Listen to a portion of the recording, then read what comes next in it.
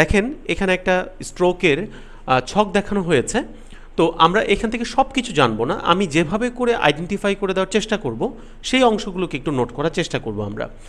যদি স্ট্রোকটি middle cerebral আর্টারির অক্লুশনের কারণে হয় তাহলে মূল যে ফিচার্সগুলো পাওয়া যাবে তার কন্ট্রাল্যাটারাল মানে মোটর লস হবে, অর্থাৎ আমরা এটাকে বলে থাকি যে কন্ট্রাল্যাটারাল হেমিপ্লেজিয়া বা হেমিপ্যারেসিস।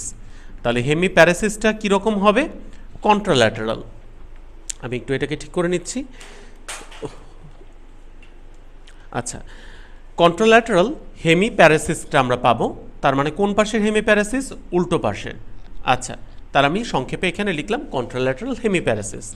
আরেকটি হবে কন্ট্রাল্যাটারাল হেমি সেন্সরি লস, অর্থাৎ কারো যদি দেখা যায় তার বাম পাশের মিডল সেরেব্রাল আর্টারিতেই নষ্ট হয়ে গিয়েছে বা অক্লুশন হয়ে গিয়েছে, তাহলে তার ডান পাশের হেমিপ্যারেসিস হবে, ডান পাশের মোটর উইকনেস হবে এবং ডান পাশের সেন্সরি লস হবে, এবং একই সাথে দেখা যাবে তার অ্যাফাসিয়া হবে, তার কথা বলার শক্তিটা চলে যাবে।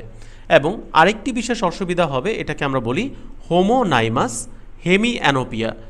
হোমোনাইমাস হেমিঅ্যানোপিয়া বলতে বোঝাই যে আমাদের ভিজুয়াল ফিল্ডের যদি আমরা ছবিটা এভাবে দেখাই, তাহলে বাম পাশের যদি কারো মিডল সেরেব্রাল আর্টারি নষ্ট হয়ে যায় তাহলে তার ডান চোখের ডান অর্ধেক অংশের দৃষ্টিশক্তি চলে যাবে এবং বাম চোখের ডান অর্ধেক অংশের দৃষ্টিশক্তিটা চলে যাবে। এটাকে বলা হয় কন্ট্রাল্যাটারাল হোমোনাইমাস হেমিঅ্যানোপিয়া। তাহলে আপনারা একটু খেয়াল করার চেষ্টা করেন, মিডল সেরেব্রাল আর্টারি অক্লুশনের ফলে কন্ট্রাল্যাটারাল হেমিপ্যারেসিস হচ্ছে, কন্ট্রাল্যাটারাল হেমিসেন্সরি লস হচ্ছে, অ্যাফাসিয়া হচ্ছে এবং হোমোনাইমাস হেমিঅ্যানোপিয়া হচ্ছে। তাহলে এই চারটা পয়েন্টকে যদি আমরা একটু চেঞ্জ করে দিই, অ্যান্টেরিয়র সেরেব্রাল আর্টারির অক্লুশন হলে কি হবে? অ্যান্টেরিয়র সেরেব্রাল আর্টারির অক্লুশন হলেও কন্ট্রাল্যাটারাল হেমিপ্যারেসিস হবে ঠিকই, কিন্তু এই পয়েন্টটার দিকে একটু তাকান। মিডল সেরেব্রাল আর্টারির যখন অক্লুশন হয় তখন হেমিপ্যারেসিস যেটা হয় সেটাতে ফেস এবং আপার লিম যেটা সেটা বেশি অ্যাফেক্টেড হয়ে থাকে, আপার এক্সট্রিমিটি দেন লোয়ার এক্সট্রিমিটি। কিন্তু যখন কারো অ্যান্টেরিয়র সেরেব্রাল আর্টারি অক্লুশন হবে তখন কন্ট্রাল্যাটারাল হেমিপ্যারেসিস ঠিকই হবে, তবে সেই ডেফিসিটটা লোয়ার এক্সট্রিমিটিতে বেশি হবে দেন আপার এক্সট্রিমিটি। আরেকটা ইম্পর্টেন্ট বিষয় হচ্ছে, যদি অ্যান্টেরিয়র সেরেব্রাল আর্টারি কারো অক্লুশন হয় সে কিভাবে হাঁটতে হয় সেটাই ভুলে যাবে। এটাকে বলা হয় গেইট অ্যাপ্রাক্সিয়া। দেখেন আমি কয়েকটা শব্দকে ইন্ডিকেট করে দিচ্ছি, এগুলোকে ভোলা যাবে না। আবার আরেকটা ইম্পর্টেন্ট বিষয় হচ্ছে, আমাদের ম্যাক্সিমামের ক্ষেত্রে আমরা জানি আমাদের লেফট হেমিস্ফিয়ারটা হচ্ছে ডমিনেন্ট, তার মানে এটাই মূলত আমাদের মেইন কার্যক্রমগুলোকে পরিচালনা করে থাকে। তাহলে যদি কারো রাইট সাইড অর্থাৎ নন ডমিনেন্ট সাইটের মিডল সেরেব্রাল আর্টারি অক্লুশন হয়ে যায় তাহলে আরেকটা বিশেষ ঘটনা ঘটে, এটাকে বলে নেগলেক্ট। মানে কি, রাইট সাইডের যদি মিডল সেরেব্রাল আর্টারি কারো অক্লুড হয়ে যায় তাহলে তার বাম পাশটা ক্ষতিগ্রস্ত হবে। শুধু বাম পাশটা ক্ষতিগ্রস্ত হবেই না, সে তার বাম অর্ধেক অংশ অর্থাৎ বাম হাত এবং বাম পাকে শরীরের অংশ বলেই গণ্য করবে না এবং এর জন্য এই বাম পাশের অস্তিত্বটাকে সে অনুভব করবে না। এটাকে বলা হয় কন্ট্রাল্যাটারাল নেগলেক্ট। এটা কেবলমাত্র নন ডমিনেন্ট সাইটের যদি লেশন হয়, অর্থাৎ ম্যাক্সিমাম মানুষের বাম হেমিস্ফিয়ার হচ্ছে ডমিনেন্ট, অর্থাৎ যদি ম্যাক্সিমাম মানুষের ক্ষেত্রে বাম হেমিস্ফিয়ার ডমিনেন্ট থাকে, তাদের যদি ডান সাইডের মিডল সেরেব্রাল আর্টারির অক্লুশন হয় তখনই কেবলমাত্র এই নেগলেক্ট বৈশিষ্ট্যটা পাওয়া যাবে। এবার আসি, পোস্টেরিয়র সেরেব্রাল আর্টারি যদি অক্লুশন হয়, মনে রাখতে হবে পোস্টেরিয়র সেরেব্রাল আর্টারি আমাদের অক্সিপিটাল এরিয়াকে সাপ্লাই দিয়ে থাকে। তাই অক্সিপিটাল এরিয়াতে আমাদের ভিজুয়াল কর্টেক্স থাকে। এই ভিজুয়াল কর্টেক্সটা যদি ক্ষতিগ্রস্ত হয়ে যায় তখন একটা বিশেষ রকম ব্লাইন্ডনেস হয়, এটাকে বলা হয় কর্টিক্যাল ব্লাইন্ডনেস। তাহলে শব্দটা আমরা লিখে রাখি, এটাকে কি ব্লাইন্ডনেস বলা হয়? আমরা বলি সবাই কর্টিক্যাল ব্লাইন্ডনেস। তাহলে কর্টিক্যাল ব্লাইন্ডনেস কোন সেরেব্রাল আর্টারি অক্লুশন হলে আমরা পাবো? পোস্টেরিয়র সেরেব্রাল আর্টারি অক্লুশন হলে পাবো। এই ক্ষেত্রে পেশেন্ট দেখতে পাচ্ছে না, কিন্তু সে কিন্তু স্বীকার করবে না যে সে দেখতে পাচ্ছে না, অর্থাৎ সে যে দেখতে পাচ্ছে না এই অনুভূতিটাও সে বুঝতে পারবে না। এটাকে একটা কথা দ্বারা প্রকাশ করা হয়, এটাকে বলা হয় অ্যান্টন ফেনোমেনন, অ্যান্টন সিনড্রোম বা অ্যান্টন ফেনোমেনন। তাহলে এটা আমরা মনে রাখবো, কর্টিক্যাল ব্লাইন্ডনেস হলে পেশেন্ট নিজে দেখতে পায় না এবং সে বুঝতেও পারে না যে সে দেখতে পাচ্ছে না, তাহলে এটাকে আমরা অ্যান্টন সিনড্রোম বলে থাকি।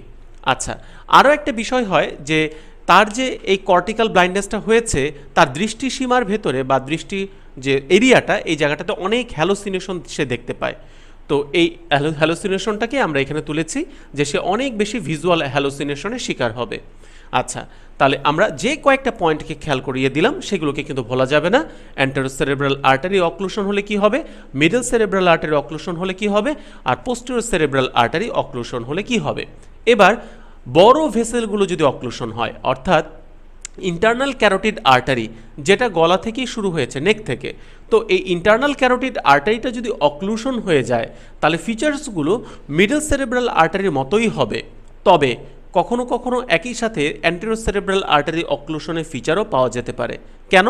কারণ ইন্টারনাল ক্যারোটিড আর্টারি থেকেই পরবর্তীতে মিডল সেরেব্রাল আর্টারি তৈরি হবে এবং অ্যান্টেরোসেরেব্রাল আর্টারিরও অরিজিনটা এভাবে করে আমরা পেয়ে থাকবো।